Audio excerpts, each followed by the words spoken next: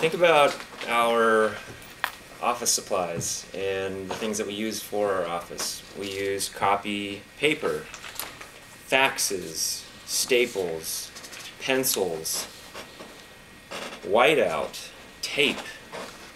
Some of those things we're not really using that much anymore, right?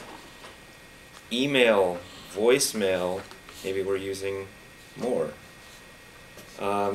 Tell me, have you ever thought about this? Tell me something about the things at your desk, the things that maybe are hidden way back underneath that you never use anymore that you used to. Doug.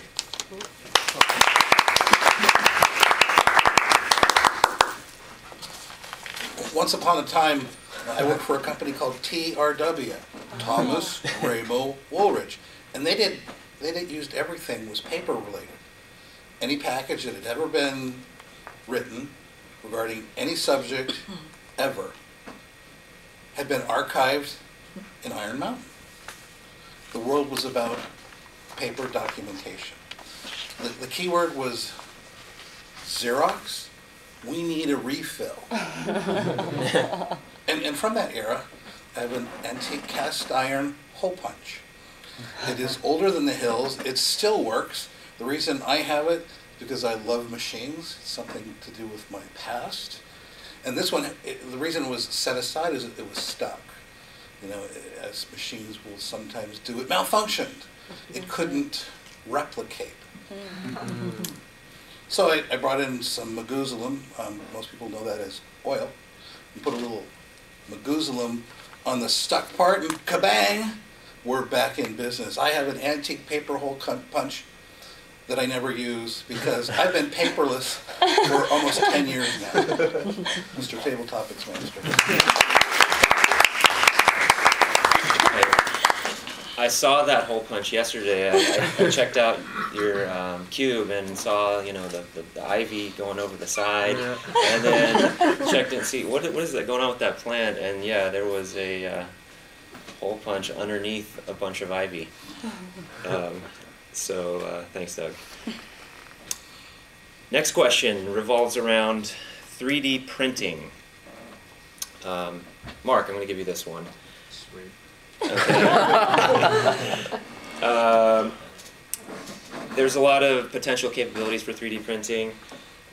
Toys, prosthetic limbs, even 3D printing food, where we can help solve the world's food crisis in the future. There's even a company called, I believe it's like Organvo, that is trying to 3D print organs and body tissues, that kind of thing. 3D printing can also, if you're printing things in the United States, you can help save oil and scarce resources that are involved in transporting items from China or other countries. Talk about 3D printing. What would you want to 3D print? What's a cool thing that you would think 3D printing could help with in the future?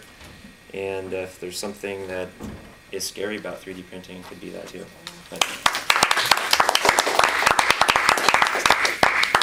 So 3D printing, I think, is kind of an interesting subject.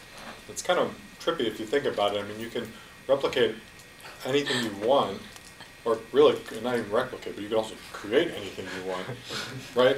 And it's kind of a weird idea that where you know, because there's some things like, you know, copying this, or making a hammer out of a 3D printer. It's like, okay, you put the material in and it lays it down.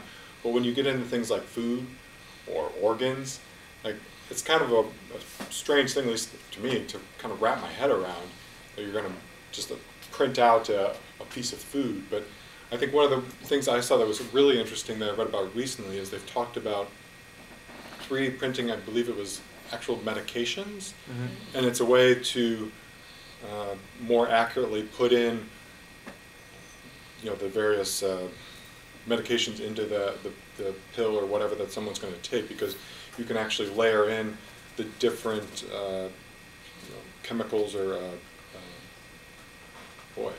stack of racking them up there. Yeah, the different drugs that would be put in that thing, and I thought that was really interesting that they could do something like that. And so I think more and more we're going to start to see stuff like that. The question is how economical can you make, because I don't know if you can mass produce 3D print things, but maybe we can at some point.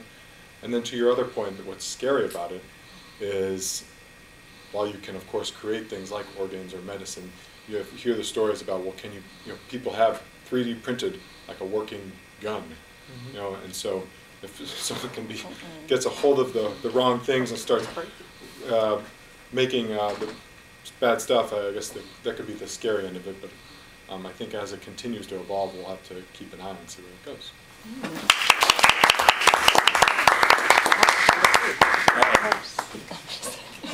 Thank you, Mark.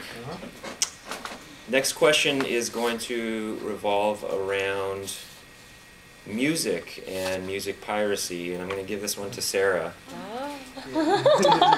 Sarah, is it unfair to artists to copy music? Today we live in an age where we have YouTube, we can listen to a lot of music for free, it seems like, right? I think, what was it that started this whole thing? It was Napster, exactly. So, do you do it? Do you care about it? What about those people, those one or two people that the industry came down and hammered like $100,000 fine on them? What would it be like to be, that person? Or, do you think the business model has completely changed where that's just the way it is, artists need to get used to it, and maybe they can charge more money like maybe they do for their concerts, and this is a way to get people to go to their concerts. Just talk about that. Thank you. Well, back in the day, there was this thing called LimeWire. And I was all about LimeWire, and I used it a lot. I just downloaded, I like this song, I'm just going to download this song. It's so convenient. You don't want to go out there and buy the whole CD and just skip to that one song that you like. And then once I got my new laptop, and I couldn't figure out how to transfer my pirated music to only 6 songs that I had purchased transferred over, I was like, that's so much work. I'm just, goodbye. And now we have Pandora. And I really enjoy Pandora because if I'm listening to my own music anyways, I'm probably like, skip, skip, skip. But when it's randomly selected for me, I might listen to it a little bit longer and hear different things. So it's exposed me to a lot of different songs. Now if it's unfair, I think for multi-millionaire, artists, are they really suffering? I don't know. They can, with iTunes, you can individually buy songs now, but for $1, I believe. How much of that do they get? But how many millions of people are buying it? And some artists try to get you to buy their CD. Well, they'll put things in there to make you go out and buy the actual CD. So for starting artists, though, I think it would be really hard. My friend, she has songs on iTunes, and I don't know what type of profit she could get from that.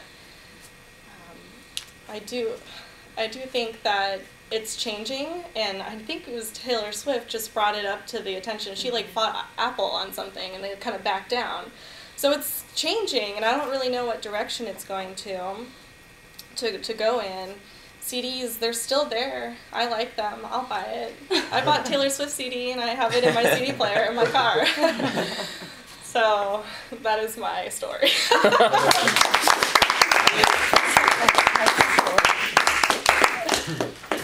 Nice job.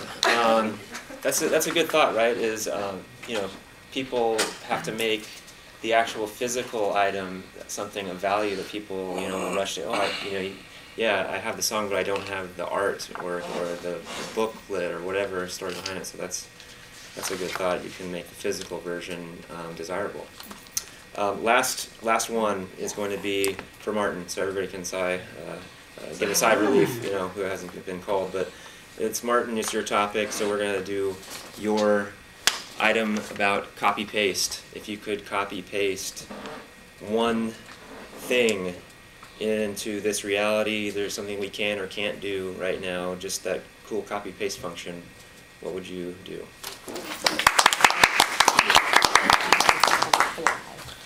I think the notion of replicating something from either your mind or from fantasy or from somewhere else in the world is a great idea and a fantastic kind of concept that we might have.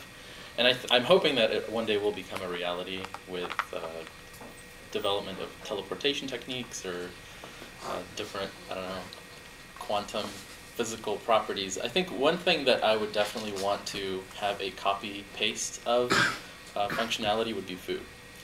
I'm not a huge fan of cooking food, and I don't have very high standards in terms of what's acceptable to be good. Like I will go to a sort of 3-rated restaurant versus a 4-rated restaurant and not be able to tell the difference. And very rarely will I go to like a 5-rated restaurant and will be able to tell the difference between that and a 3-rated restaurant. So I don't have a very high bar. I don't spend a lot of time doing it. And it always feels like it takes a lot of time of my day when I have to or want to make my own food. I would just rather go get it somewhere. Mm-hmm. So if there was a functionality to make it be available to just copy paste something that I have made before or something that someone else has made before and have it there physically, that would save me personally a lot of time and worry and stress over whether or not the food that I'm actually eating is healthy or is fresh in some way. So that's the one function that I wish I could have. Thank you, Mr. Thank you.